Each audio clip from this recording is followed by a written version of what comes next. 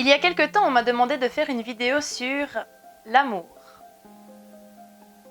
Vaste sujet. Et qui suis-je pour te parler d'amour? Alors j'ai pris une feuille et j'ai commencé à réfléchir à ce que je pourrais te raconter à ce sujet et rien. Pourquoi? Eh bien parce que l'amour, ça se vit, ça se ressent et il est très difficile de dresser un portrait de ce sentiment merveilleux et à la fois effrayant. Alors c'est pour ça qu'on va se retrouver la semaine prochaine pour un nouveau sujet. Non, c'est pas vrai, je déconne. Non, j'ai fait mon job, j'ai fait des recherches, j'ai réécrit au moins 18 fois cette vidéo et du coup, j'espère que le contenu te plaira.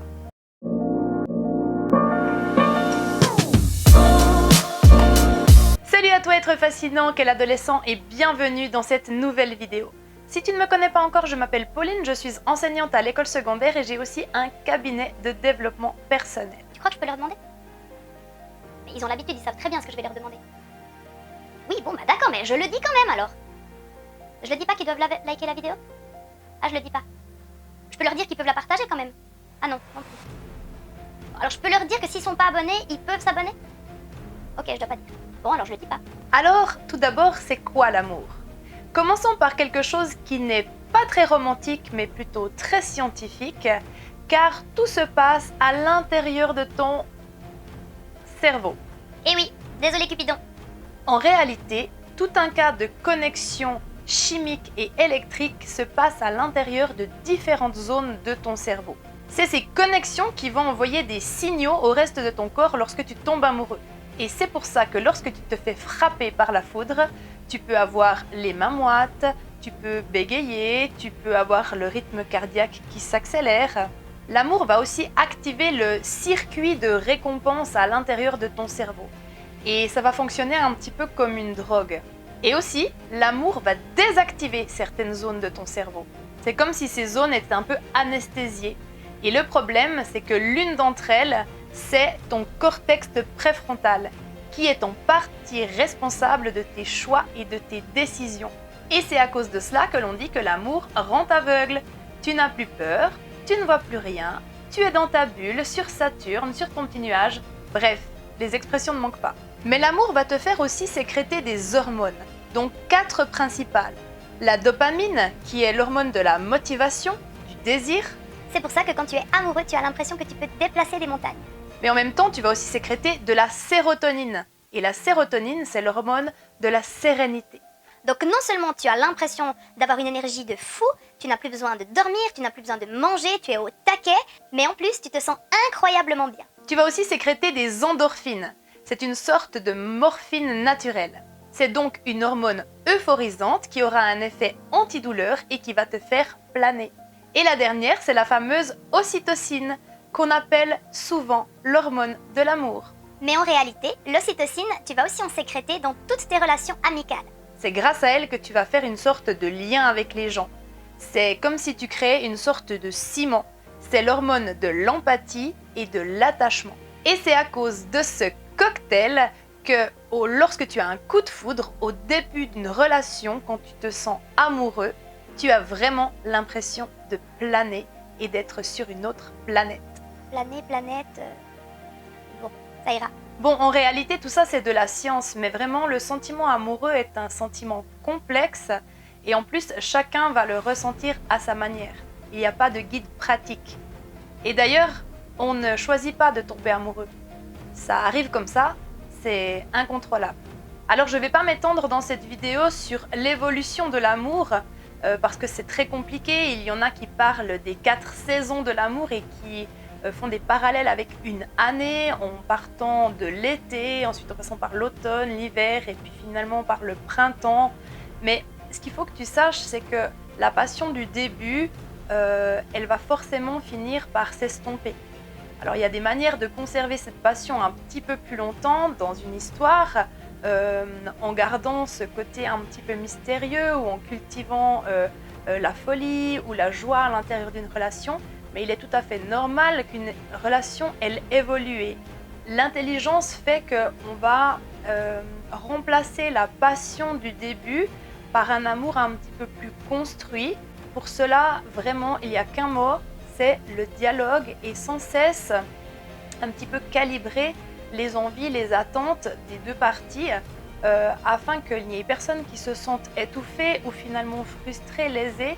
Donc je dirais que voilà, c'est un équilibre à trouver.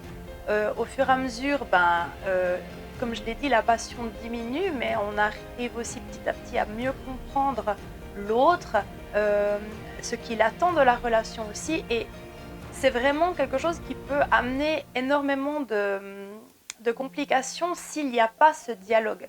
Parce que je te rappelle, comme je t'ai déjà expliqué dans de nombreuses vidéos, que ma vision du monde n'est pas forcément ta vision du monde. Donc attention à l'interprétation. Je pensais que ça lui ferait plaisir, ou je pensais qu'il voulait ça, ou je pensais qu'elle voulait ça, bref. Mais finalement, la meilleure des façons d'en être sûr, c'est de lui demander. Et donc de s'assurer qu'est-ce que toi tu as envie de vivre à l'intérieur de cette relation. Qu'est-ce qui est OK pour toi et qu'est-ce qui ne l'est pas.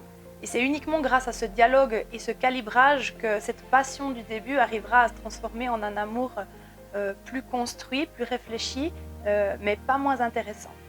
Et puis je ne pouvais pas faire une vidéo sur l'amour sans parler du chagrin d'amour. Quand on parle de chagrin d'amour, c'est qu'on a l'impression d'avoir le cœur brisé. C'est une période de tristesse et de souffrance très difficile à vivre suite à une rupture amoureuse.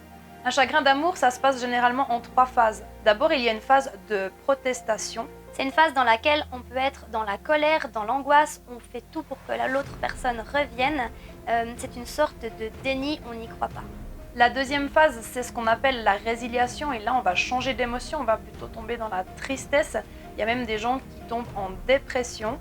Néanmoins, c'est une phase importante parce que c'est cette phase-là qui nous permet vraiment de remarquer le manque du lien et puis de faire le deuil en fait de la relation. Et puis la troisième phase d'un chagrin d'amour, c'est celle qu'on appelle l'acceptation. Elle va commencer au moment où le deuil est fait, la personne va pouvoir se reconstruire et même se projeter dans une nouvelle relation. Alors voilà, je passe assez rapidement sur le fonctionnement du chagrin d'amour, c'est pas ce qui me semble le plus intéressant, mais ce qui me semblait très intéressant par contre, c'est de te donner quelques astuces pour t'aider à sortir le plus rapidement possible d'un chagrin d'amour si toi, tu as le cœur brisé.